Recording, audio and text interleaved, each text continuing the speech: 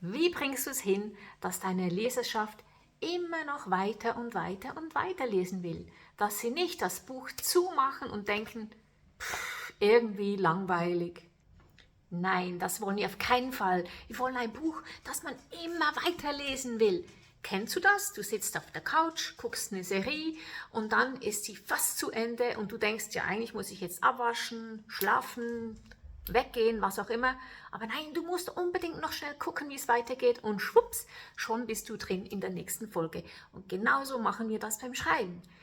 Nach jedem Kapitelende hören wir nicht auf, dass der Protagonist fröhlich einschläft, sondern dass er etwas erlebt, wo sich der Leser sofort fragt, wie geht's jetzt weiter? Jedes Kapitel soll so enden, am besten jede Szene, jeder Abschnitt. Ständig, der Leser denkt, was, worum geht's hier? Ich verstehe es nicht, wie geht's weiter? Wirf Fragen auf. Du schaffst das. Wir schreiben so ein Buch, was mega spannend ist, so ein richtiger Page-Turner, wie man heute sagt.